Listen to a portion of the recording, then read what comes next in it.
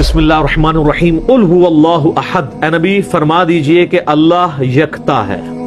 احد کا مطلب اکیلا نہیں، واحد نہیں، یکتا، یونیک، اس جیسا کوئی بھی نہیں ہے. اللہ الصمد، وہ بے نیاز ہے. یہ تو ہم اس کا بالمفہوم ترجمہ کرتے ہیں. اصل اس کا ترجمہ یہ کہ سب کا پشت پناہ وہ ہے، سب کے پیچھے وہ ہے، سب کا سہارا وہ ہے، اس کا سہارا کوئی نہیں ہے. سمد عربی میں اس چٹان کو کہا کرتے تھے جو جنگ میں دشمن سے بچنے کے لیے پیچھے پہاڑ لیا جاتا تھا تاکہ پیچھے سے حملہ نہ ہو. اس پہاڑ کے لیے بھی سمد کا لفظ استعمال ہوتا تھا. اللہ الصمد، اللہ بے نیاز ہے. لم یلد ولم یولد، نہ اس نے کسی کو جنا اور نہ وہ کسی سے جنا گیا. یعنی اس کا بھی کوئی باپ نہیں ہے اور نہ وہ خود کسی کا باپ ہے.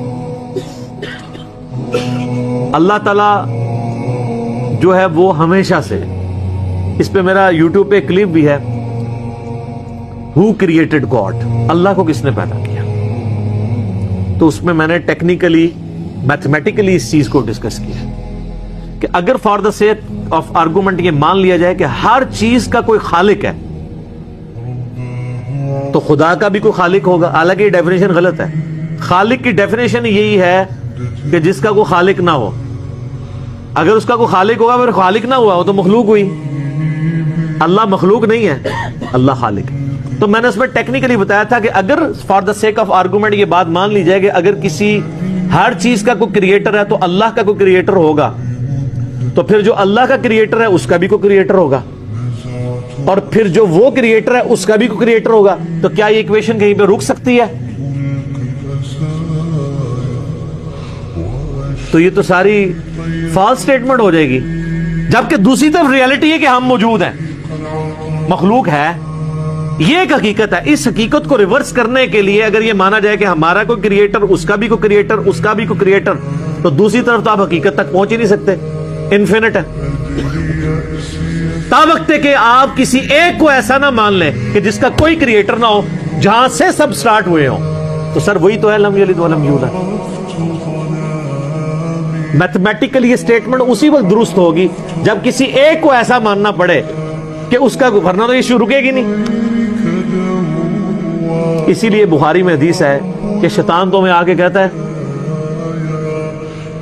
کہ پہاڑوں کو کس نے پیدا کیا؟ تم کہتے ہو اللہ نے. وہ کہتا ہے درخت تم کس نے پیدا کیا؟ تم کہتے ہو اللہ نے.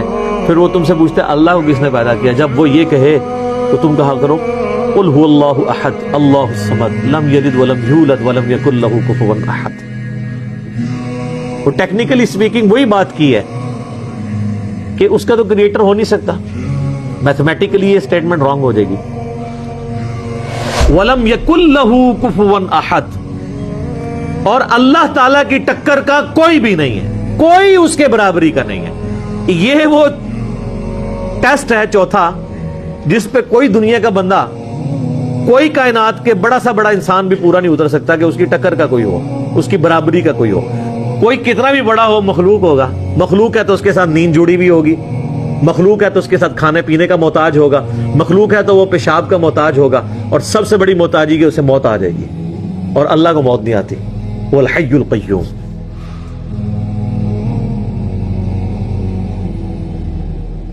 وہ خود سے زندہ ہے اور ہر چیز کو تھامنے والا ہے.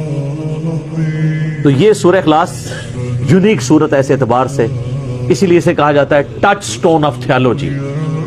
توحید کی کسوٹی ہے کہ اللہ یکتا ہے، وہ بے نیاز ہے، سب اس پہ ڈیپینڈنٹ ہے، وہ کسی پہ ڈیپینڈنٹ نہیں، اور نہ وہ کسی سے جنا گیا، نہ اس نے کسی کو جنا، اور اس کے ٹکر کا، اس کی ہمسری کا کوئی نہیں ہے.